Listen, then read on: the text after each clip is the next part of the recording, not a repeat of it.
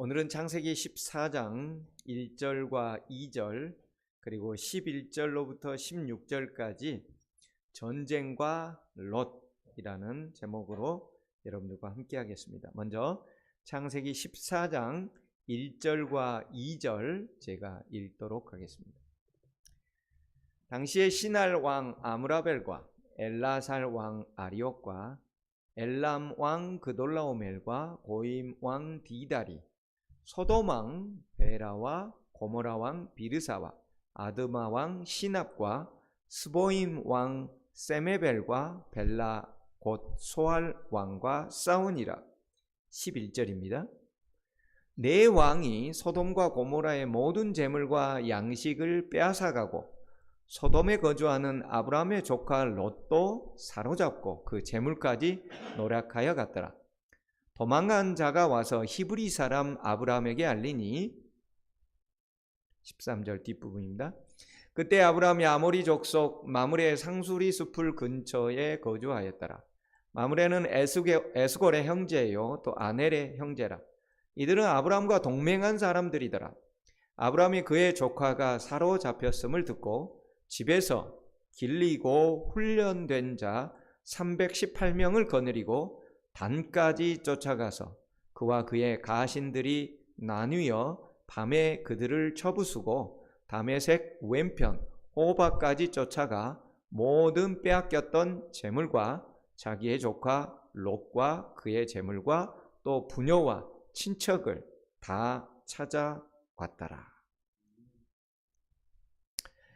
당시에 시날 왕 아므라벨과 그쪽에 엘람, 고임 이쪽에 네 국가의 왕들이 소돔 지역에 있는 소돔과 고모라 지역에 있는 5 왕들과의 전쟁이 일어났습니다. 그 뒤에 있는 이제 3절과 4절에는 어떤 내용이 나와 있냐면 이들이 12년 동안 조공을 잘 바쳤어요. 소돔과 고모라 지역의 5 부족의 왕들이 시날 지역, 즉 메소포타미아와 우르 지역, 또 유프라데스 강이 있는 그 지역의 4명의 왕들에게 조공을 잘 바쳐 왔는데 어찌된 일인지 13년 때부터는 조공을 바치지 않는 것입니다.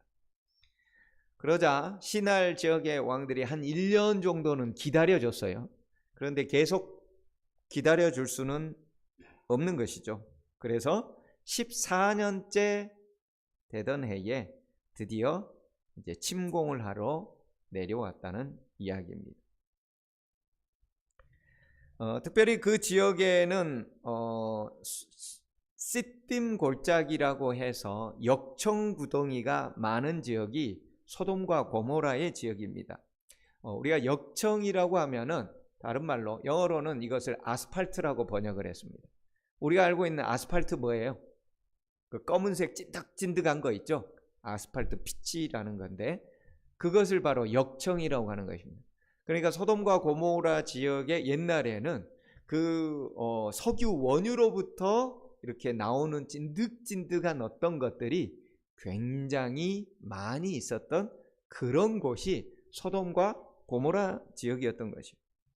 그럼에도 불구하고 그 지형과 지리들을 잘 알고 있는 소돔과 고모라 왕들의 이 5 부족 연맹체가 이 시날 지역의 동맹군에게 완전히 패배를 한 것입니다. 소돔과 고모라의 왕들이 전쟁 중에 패석이 짙어지자 그들은 도망가 버렸습니다. 그렇게 되자 롯과 그의 가족과 수많은 소돔 고모라 지역의 사람들이 포로로 잡혀갔다는 이야기입니다. 그런데 그렇게 포로로 잡혀가던 사람들 중에 한 명이 도망쳐 나옵니다. 그리고 나서 여기 보면은 도망한 자가 와서 히브리 사람 아브라함에게 알린다고 그러는데 이제 성경에서 처음으로 이제 아브라함과 그의 그 족속들을 히브리 사람이라고 부르는 단어가 여기에 처음 나옵니다. 우리가 히브리라는 단어를 뭐라고 그랬어요? 강을 건너온 자. 유프라테스 그 강을 건너온 자. 그래서 저 히브리 사람 온다. 저 강 건너온 사람 오는구나. 나는 아는데 이 가나안 지역에 있는 사람은 아브라함이 희한한 사람인 거예요. 왜요? 아니 그 잘 살던 그 유프라테스 강에 그 강을 그 1년이 아니라 평생 이제까지 이 땅에 있어 본 이래로 단 한 번도 물이 말라 본 적이 없는 그 비옥한 유프라테스 강 지역을 두고서 왜 이쪽으로 왔는지 이해가 안 가는 거예요. 근데 어쨌든 그 히브리 사람에게 와서 이제 도망한 자가 모든 사정을 알리게 되었습니다. 여러분이 아브라함이라면 롯이 전쟁 중에 모두 가족들과 함께 재산도 다 잃어버리고 포로로 노예로 전쟁 노예로 잡혀갔다는 소리를 듣게 됐을 때 여러분들 무슨 생각을 할 것 같아요? 잘됐다. 쌤통이다. 너 봐라. 나하고 같이 신앙생활 안 하고 소돔 좋다고 들어가더니 천벌을 받았네. 근데 아브라함은 그렇게 하지 않은 것 같습니다. 연애신의 영감의 글에 보게 될 것 같으면 부조와 선지자의 아브라함은 과거에 자신을 서운하게 했던 그 모든 것들이 하나도 떠오르지 않았다고 그래요. 오직 조카 롯을 구원하기 위한 그 생각 외에는 아무것도 떠오르지 않아요. 그러니까 얼마나 그가 헤브론이라는 그 하나님과의 교제 자리에 깊이 들어가 있었는지를 우리가 알 수가 있는 거예요. 하나님과의 늘 깊은 관계 속에 들어간 사람은 주변 사람들이 이렇게 하고 저렇게 하는 것에 대해서 서운한 것이 별로 없어요. 여러분 누군가에게 서운한 게 떠오른다면 나와 하나님과의 관계를 먼저 생각해 봐야 돼요. 아브라함이 여러분 얼마나 섭섭하겠어요. 그 형님이 죽은 이래로 그 조카를 자기가 자식처럼 키워왔는데 먼저 선택권을 둔다고 해서 홀라당 가장 좋은 누가 봐도 목초지가 풍부하고 물이 절절 흐르는 그것을 홀라당 차지하게 되었을 때 네가 우하면 나는 좌하고 네가 좌하면 나는 우할 수밖에 없다고 먼저 다 선언해 놨었는데 삼촌의 그런 배려에 대하여 그 어떤 배려도 없이 자기가 좋아하는 쪽을 홀라당 선택해 버렸을 때 얼마나 섭섭하겠어요. 그런데 아브라함이 그런 섭섭함이 떠오르지 않았다는 거예요. 하나님과의 헤브론의 교제의 깊은 자리에 있는 사람은 상대방의 섭섭함이 떠오른 게 아니에요. 그래서 누군가의 얼굴을 보거나 어떤 사건이 떠올라서 섭섭함이 떠오른다면 그건 누구의 잘못이다? 내가 하나님과의 깊은 교제가 없는 것이 잘못이에요. 성경은 우리에게 계속 그걸 강조하는 거예요. 여기 보니까는 아브라함이 인근 부족에 있는 동맹한 사람들 보니까는 마므레, 에스골, 아넬이라는 삼형제가 그쪽의 부족장들이었던 것 같아. 근데 이 사람들하고 늘 동맹했단 말은 좋은 관계를 유지해서 아브라함이 내 조카 롯이 사로잡혔는데 내가 우리 집에서 길리우고 훈련된 자 318명을 지금 데리고 같이 가려고 하니 나와 함께 같이 가주시오 라고 했다는 거예요. 그래서 아브라함이 318명의 자기 집안에 있는 그런 훈련된 사람들만 데리고 간 것이 아니라 이 마므레와 에스골과 아넬이라는 가나안의 3부족의 사람들과 그 밑에 있는 병사들 같이 간 거예요. 근데 우리가 여기서 한번 생각해 볼게. 소돔과 고모라 지역의 왕들이 5부족 연명체가 이미 시날 지역의 4국가의 왕들에게 철저히 패배했어요. 여러분 시날 지역은 훨씬 잘 사는 곳 아닙니까? 문명과 문화가 되게 발달된 곳이기 때문에 여러분 미국하고 아프가니스탄 같은 나라하고 전쟁하면 누가 이겨요? 왜 미국이 이겨요? 전쟁 물자가 이렇게 수준 차이가 있지 않습니까? 급이 다르잖아요. 이 시날 지역이 바로 그런 차이예요. 메소포타미아에 문명이 발달해서 칼이나 전쟁 도구 하나를 할지라도 강도가 다르다는 것이죠.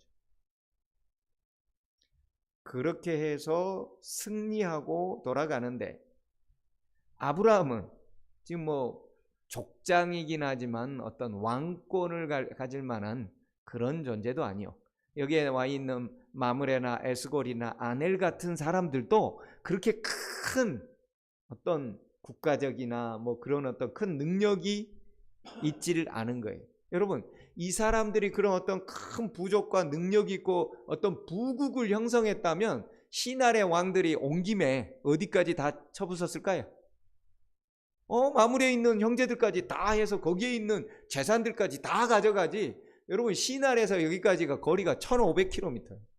물론 이렇게 조금 하란을 해갖고 돌아왔을 때 그 지역을 그 멀리 돌아왔는데 여기 있는 사람들이 잘 살았으면 거기 있는 것까지 다 물론 오면서 이미 다른 곳에서도 전쟁을 통해서 앞절에 보면은 다 엄청난 부를 간직하고 이미 내려온 것으로 나와 있지만 어쨌든 아브라함과 마므레에 있는 이 세 부족들은 그렇게 큰 세력의 형성이 아니기 때문에 시날 지역의 내 동맹군을 추격하여 전쟁을 벌인다는 것은 결코 만만한 일도 해볼 수 있는 일도 아니었다는 거예요. 어쨌든 아브라함은 그 소리를 듣고서 세 부족 족장들과 그의 병사들 그리고 집에서 길리온 318명의 병사들과 함께 전쟁으로 추격하여 갔는데 여기 보니까 밤에 쫓아갔다고 그래요. 근데 전쟁을 하고 나서 승리를 하게 되면 보통 사람들이 가는 길이 어떻게 하는 거예요? 그 밤에 술을 먹고 그 노량물들 승리에 도취되어 있어. 아무도 자신들을 더 이상 추격하거나 어떤 공격을 할 대상들이 없어요. 가는 길에 이미 오면서 그 지역을 다 초토화시키고 왔기 때문에 제가 읽지 않았던 3절, 4절, 5절 그 부분들을 보면은 이미 다 초토화시키고 내려옵니다. 그렇기 때문에 자신들을 그 누구도 건들지 못할 거라는 자만심과 승리에 도취되어 있었던 그 밤에 아브라함과 이 3부족 연맹체가 가가지고 다 죽이고 그들이 이제 그 왕이 도망가 버리자 그 부대들은 완전히 오합지졸이 되고 패주하여 도망가게 되었습니다. 그리고 나서 아브라함은 자기의 조카 롯과 그의 재물과 또 부녀와 친척까지 다 찾아왔노라고 16절에는 기록해 놓고 있습니다. 자, 오늘 보니까 여기에 오늘 전쟁의 원인이 나옵니다. 전쟁의 원인이 뭐예요? 신할 왕의 욕심이 과했을까요? 12년 동안 조공을 잘 받아 먹었으면 아니 한 해 정도 건너뛰어도 되는 거 아니에요? 아니 무슨 뭐 이렇게 그 내가 땅을 사고 건물을 지어갖고 임대 준 게 아니잖아요. 지금 임대를 준 거면 당연히 12년 냈더라도 13년째도 내야 되는 게 당연하지만 지금 전쟁을 통해서 이기고 조공을 받아 먹고 있는데 1년 안 낸다고 가가지고 그냥 다 두들겨 펼 뿐만 아니라 여러분 전쟁을 하면은 사람이 어디 한두 명 죽습니까? 수천 명은 죽었을 텐데 자기 병사들 뿐만 아니라 자기 장군들도 죽을 수 있는 것이고 신할 왕의 욕망이 너무 과했을까요? 아니면 두 번째로 소돔 왕의 외교 실패? 아니 12년 동안 잘 바쳐왔으면 13년 때도 잘 바쳐야지 왜 안 바쳐가지고 이 나라에 이 사단을 내냐 이 말이에요. 우리나라에 경제적으로 큰 문제가 생겼다고 하면은 누구부터 탓해요? 대통령이 잘못해가지고 외교의 실패, 경제 정책의 실패. 전쟁의 원인이 무엇일까요? 오늘 보면은 소돔과 고모라 왕이 12년 동안 바치다가 안 바치고 그것을 빌미로 해서 신할 왕이 그보다 훨씬 더 과격한 방법을 동원해서 아주 응징을 하고, 그리고 거기에 있는 포로들까지 싹 잡아들이고 재물까지 완전히 몰수해 가버리는, 그래서 그 주변 나라들에게 일벌백계, 하나를 보고 100사람이 교훈을, 100가지의 교훈을 얻을 수 있도록 일벌백계 하는 모습을 볼 수가 있는데, 이건 전쟁사에서 역사적으로 많이 나오는 이야기 아닙니까? 뭐 우리 조선이라는 왕조도 그런 일들을 겪은 경험이 있고 세계사에서 너무나 흔한 일입니다. 그런데 이 전쟁의 진짜 원인이 무엇이었을까? 이 모든 나라들의 재산이 날아가고 백성이 전쟁에서 죽고 포로와 노예로 끌려가게 되고 평생 노예 신분도 부족하여 자자손손이 노예로 살아가게 만든 그 원인이 무엇이며 누구에게 있냐 이 말이에요. 신할 왕의 욕심이냐, 아니면은 소돔과 고모라 왕의 외교 실패냐, 정책의 실패냐? 누구 잘못 같아요? 오늘 창세기 14장은 신할 왕의 욕심이 많았거나 소돔 왕이 정책과 외교의 실패 때문에 이런 문제가 일어났다고 이걸 적어 놓은 것이 아니라는 거예요. 왜 기록했어요? 그러면 왜? 롯을 위해 기록해 놓은 거예요. 롯을 위해서. 이 전쟁사가 롯을 위해서. 어떤 롯이요? 각 시대를 살아가고 있는 롯을 위해서, 이 시대에 존재하는 롯을 위해서 기록해 놓은 거예요. 그렇기 때문에 오늘은 이 전쟁사를 통해서 그 4,000년 전의 롯, 그리고 이 시대를 살아가고 있는 롯, 반드시 성경의 본문을 통해서 그걸 찾아내고 읽어내고, 그리고 그것을 나의 삶으로 적용해야 우리는 성경을 읽은 것이 되고 오늘 하루 여기에 와서 시간을 보낸 의미가 있는 거예요. 롯은 삼촌 아브라함이 선택권을 먼저 줬을 때 자신이 원하는 부귀 영화가 있는 곳을 먼저 선택했습니다. 소돔 지역을 선택한다고 해서 그는 하나님을 떠나는 선택은 아니라고 판단했습니다. 분명히 하나님을 떠난 것은 아닙니다. 하지만 중요한 것은 하나님이 우선순위에서 밀려 있다는 게 문제인 거예요. 여러분, 우리가 얼마나 지금까지 롯과 같은 선택을 해요? 나 하나님 믿으면 될 거 아니야. 교회 가잖아. 11금 내잖아. 뭐가 문제야? 저 사람이 문제지. 하나님이 우선순위에서 밀려나 있는 거예요. 롯, 하나님 믿었습니다. 심지어 신약 성경에는요, 롯이 구원받은 존재로 나와요. 끝까지 하나님을 믿어요. 그러니까 아브라함의 영향력이 대단했다는 것을 보여주는 것입니다. 우선순위에 밀리고 있어요. 반면에 아브라함은 롯과 다른 선택을 해요. 부귀 영화의 자리가 아니라 헤브론. 헤브론의 뜻이 뭐라고요? 교제의 자리라고요. 마므레는 깊은, 열렬한 교제의 자리를 먼저 선택한 아브라함이라고. 아브라함의 선택에 있어서는 항상 1번이 하나님인 거예요. 재물도, 명예도, 부귀도, 심지어 나중에 이삭을 바치는 것까지 보면은 누구도 두 번째예요. 자식도 두 번째.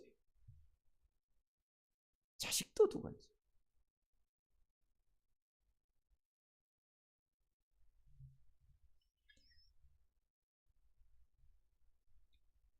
하나님과 깊은 교제의 자리를 선택한 아브라함은 세상 사람들 보기에 참 어리석은 사람이요, 부귀 영화의 길을 선택한 롯. 왜? 하나님 믿고 있으니까. 하나님 떠난 게 아니니까. 그 길을 선택한 롯은 세상 사람들 보기에 정말 지혜로운 선택이라는 거예요. 그렇지, 하나님 믿으면서 부도 챙기고 이것저것 다 챙길 수 있잖아. 왜 굳이 선택권을 줬는데?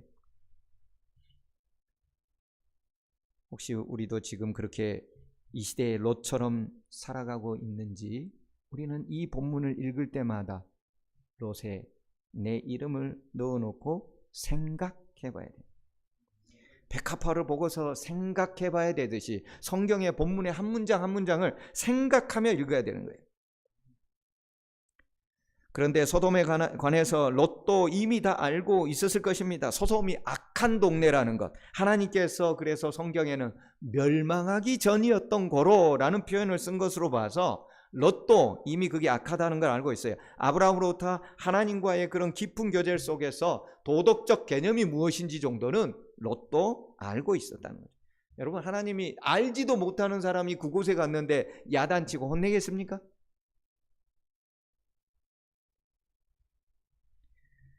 우리가 알다시피 창세기 19장 얼마 가지 않으면 소돔이 결국은 그들의 죄악으로 멸망되는 것으로 봐서 이미 악한 동네라는 게 소문이 자자했어요. 그런데 우리가 여기서 잠시 생각을 해봐야 돼요. 하나님은 하나님과의 깊은 교제의 자리를 선택한 아브라함 사랑하시죠? 여러분이 하나님이라도 아브라함과 같은 사람 사랑하겠잖아요. 네, 세상 부귀영화 다른 그 어떤 것보다도 하나님과의 교제의 자리, 하나님과의 동행을 가장 최우선으로 선택한다면 여러분이 하나님이라도 아브라함 같은 사람에게 사랑과 복을 쏟아 부어줄 것 같잖아요.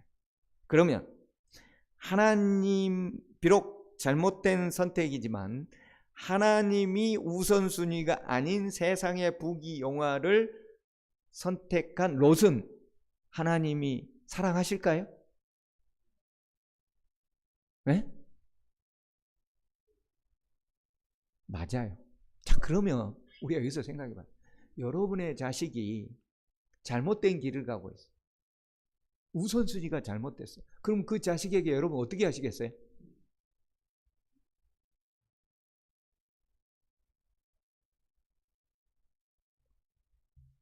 하나님이 롯을 사랑하는데 성경에는 여인이 어찌 그 젖먹는 자식을 잊겠으며 자기 태에서 난 아들을 긍휼히 여기지 않겠느냐. 그들은 혹시 잊을지라도 나는 너를 잊지 아니했다. 너희들이 배반하고 도망갈지라도 나는 절대 잊지 않았다고 이사야 49장 15절에서 말씀하시는데, 한때 하나님을 신실히 믿겠다고 우리에서부터 나오고 하란에서부터 또 떠나왔던 아브라함과 함께했던 그 롯을 하나님이 버리실 리가 없지 않습니까? 그렇다면 하나님께서는 그 롯을 구출하기 위해서 작전을 세워야 될 거 아니에요. 오늘 전쟁이 무슨 작전이에요? 롯 구출 작전이에요. 롯 구출 작전. 신할의 왕들의 욕망이 물론 넘쳐서도 그런 일이 일어났고, 그리고 이 소돔과 고모라 지역의 이 왕들이 외교 정책에 실패해요. 그들의 무능인 것도 맞지만 더 중요한 것은 롯을 구출하기 위한 하나님의 구출 작전이라는 거예요. 그게 전쟁으로 보여주고 있는 것이죠. 하나님의 일들은 단편적이기보다는 복합적이고 입체적이죠. 신할 왕들도 나중에 심판하고 소돔과 고모라 왕들도 심판하고 그리고 롯도 경고를 주면서 구출해 내려고 하는 그 여러 가지 복잡하고 입체적인 것들이 그 전쟁이라는 사건 속에 들어 있다는 것입니다.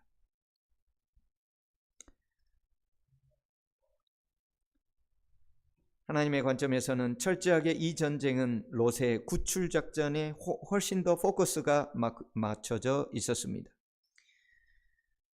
다른 표현으로 하자면 전쟁의 중심에 롯이 있었기 때문에 전쟁이 일어나는 거예요. 여러분, 세상에 전쟁이 왜 일어나요?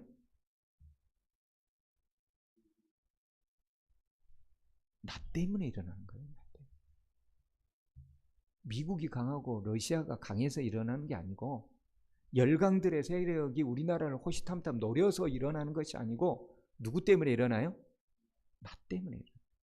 하나님 누구를 구출해 주기 위해서요? 나를 구출해 주기 위해서.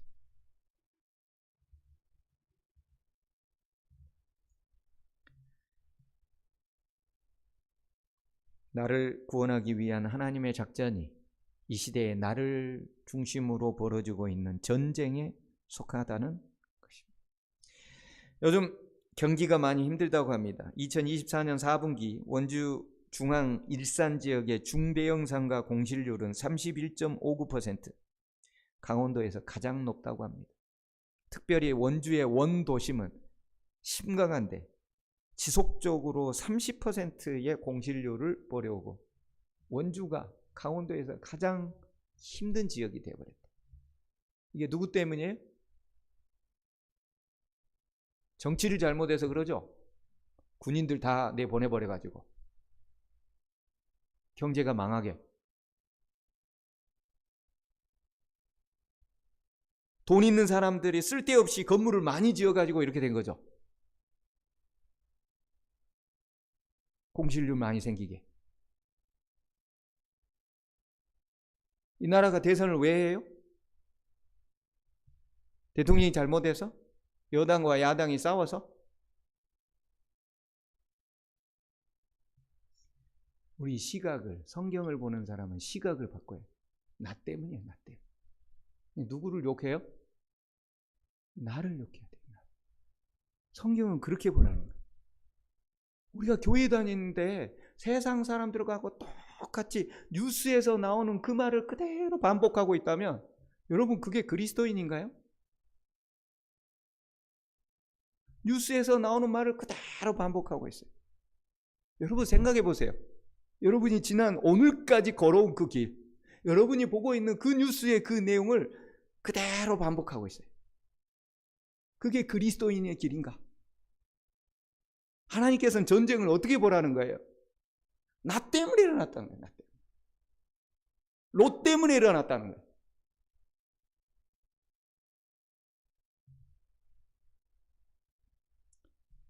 참 그리스도인은 모든 문제의 중심을 자기 자신에게 쏟는 것입니다. 내가 회개하고 내가 하나님의 참 사람이 되어야 된다고 생각해야지, 저 사람이 문제라고 하면 세상의 문제는 예수님 오실 때까지 풀리지 않습니다.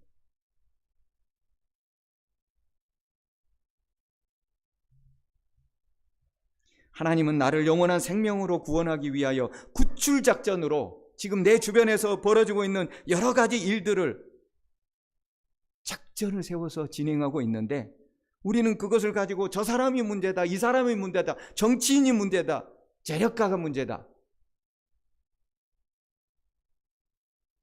옆에 있는 집사님이 문제다, 장로님이 문제다, 누구 탓만 하고 있는 모습이 이 시대의 롯은 아닌지 생각해 봐야 됩니다. 오늘의 롯 이야기는 그 전쟁의 중심에 하나님을 믿고 있는 한 사람이 있노라고 얘기하고 있습니다. 우리나라의 여름철이면 이 적조 현상이 바다에 일어나고 민물에는 녹조가 일어나서 큰 어려움을 겪습니다. 각 양식장의 고기들이 다 폐사하고 각종 일반 어류들도 떼죽음을 피하지 못합니다. 그래서 어부들이나 지자체에서는 녹조를 해결하기 위하여 매년 여름이면, 수온이 올라가는 여름이면 바다에다가 황토를 뿌려서 그 적조를 해결하려고 안간힘을 쓰는데, 저 넓은 바다에 황토를 좀 뿌린다고 해결이 됩니까? 안 되죠. 근데 여러분, 이 적조를 해결하는 한 방의 길이 있는데 혹시 아세요? 맞습니다. 태풍 한 방이면 해결이 됩니다. 태풍이 오면은 모든 적조가 단번에 해결이 됩니다. 모든 생물이 살 수 있어요. 사실 태풍이 와가지고 막 이것저것 다 깨지면은요, 다 죽을 것 같아요. 그런데 하나님이 보내시는 태풍이라면 깨지고 뭐 이렇게 상하는 것 같지만 전체적으로는 다 살리는 길이. 하나님도 우리 인생의 죄악의 적조 현상이 일어나서 숨을 쉬지 못하고 그 인생이 영원히 죽어가려고 할 때 우리 인생에 뭘 보내시는 거예요? 인생 태풍을 보내요. 그걸 해결해 주기 위해서. 근데 그 인생 태풍을 뭐라고 생각해요? 쟤가 잘못했어. 자식이 잘못하고, 정치인이 잘못하고, 세력가가 잘못하고, 저 사람이 잘못해서 인생의 태풍이 일어났다고 우리는 생각하는 경우가 많더라 이겁니다. 우리의 인생의 태풍을 보내신 하나님은 우리를 살리기 위해서. 미당 서정주 선생은 이렇게 말합니다. 나를 키운 것은 파라리 바람이었다. 바람이 불어야 사람을 키웁니다. 바람이 불어야 나무가 든든히 살아갑니다. 폭풍우가 불어야만 물 부족도 해결되고 죽어가는 물고기를 살려낼 수가 있습니다. 하나님은 우리 인생에 폭풍을 불게 만든 것은 나를 힘들고 골탕 먹이려는 것이 아니라 나를 죄악의 조수에서 살려내려는 하나님의 구출 작전이다. 혹시 경제적 재난이 닥치고 가정의 어려움이 닥치고 부모 자식 간에 여러 어려운 문제가 있고 또 인간관계가 혹 다 뒤집어지고 있습니까? 어쩌면 그것은 하나님이 나를 영적으로 더 살려내시기 위한 하나님의 전쟁 이야기인 줄 모릅니다. 롯을 살려내기 위해 하나님은 전쟁의 폭풍을 허락하신 것처럼 말입니다. 하나님이 요나에게 니느웨로 가서 죽음의 심판을 경고하라고 했습니다. 너희들이 부도덕하고 공의를 무시했기 때문에 하나님의 심판을 받아 멸망받을 것이라고 경고하라고 명령했을 때 요나가 도망치고 말았습니다. 그런데 배를 타고 다시스, 오늘날 스페인으로 도망가는 도중에, 스페인이라면 그 당시에 세상의 끝이라고 생각했으니까 요나가 도망가는 가운데 뭘 만나요? 폭풍을 만나요. 태풍을 만나는 거예요. 그 바다에 그 뱃사람들이 아무리 해결해 보려고 노력했지만 불가능한 거예요. 인간의 힘으로, 인간의 지식으로, 인간의 지혜로, 인간의 경험으로 해결 불가해요. 그래서 모든 이 태풍의 원인이 누구인지 제비뽑기를 하자. 누가 뽑힙니까? 요나가 뽑혔습니다. 요나가 자신에게 뽑혔을 때 요나가 뭐라고 그랬을까요? 요나서 1장 12절. 요나 그가 대답하되 나를 들어 바다에 던지라. 그리하면 바다가 너희를 위하여 잔잔하리라. 너희가 이 큰 폭풍을 만난 것이 나 때문인 줄 내가 아노라. 요나는 분명히 알고 있었습니다. 폭풍의 원인은 자연의 재해도 다른 사람의 죄악도 다른 누군가의 잘못이 아니라 나 때문이다. 폭풍의 원인의 중심에 서 있는 요나 자신을 발견하고 깨달았던 요나는 바닷속에 던져지게 되었고 물고기 뱃속에 들어가게 되고 그리고 그곳에서 그는 회개하는 인생이 되었습니다. 그리고 요나는 하나님 명령에 순종하는 사람으로 살아가게 됩니다. 하나님은 자신의 말을 듣지 않는다고 요나를 죽이려고 바다 한가운데 있는 그에게 폭풍우를 보낸 것이 절대로 아닙니다. 하나님은 불순종으로 달려가는 요나를 꺼내주시기 위해서, 영원한 생명으로 구원해 주시기 위해서 폭풍우를 보낸 것입니다. 요나가 바로 그것을 정확하게 깨닫고 그 폭풍의 원인이 나 때문일 줄 내가 아노라 라고 얘기를 했을 때 모든 문제가 해결되는 거예요. 여러분은 지금 인생에 어떤 폭풍을 만나고 있습니까? 그 폭풍의 원인은 지도자나 아니면 다른 사람이 아닐 겁니다. 그럴 수도 있습니다. 다른 사람일 수도.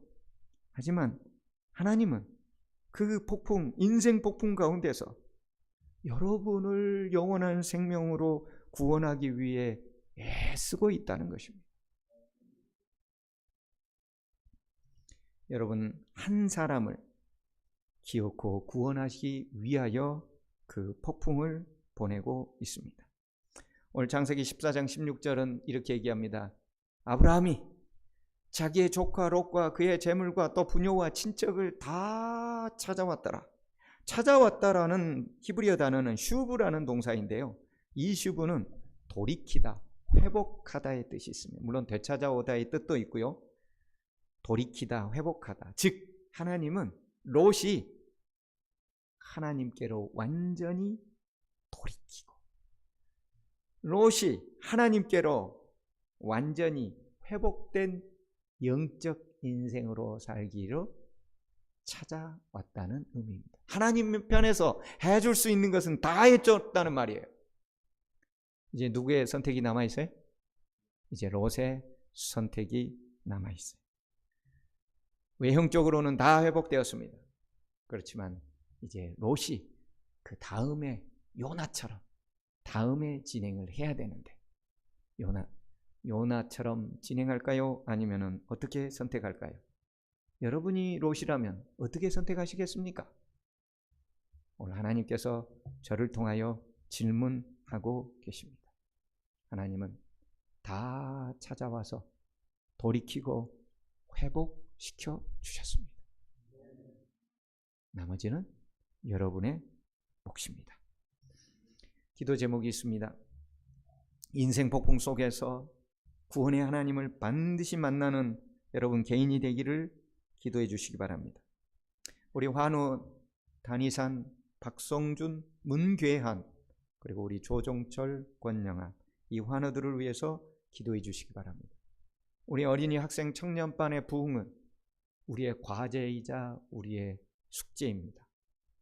꼭 기도해 주시고 그리고 이번 오는 안식일 손님의 날이 참석하는 모든 이들과 그 가족의 구원의 날이 되도록 기도해 주시기 바랍니다. 제가 기도하고 나서 개인 기도 갖겠습니다.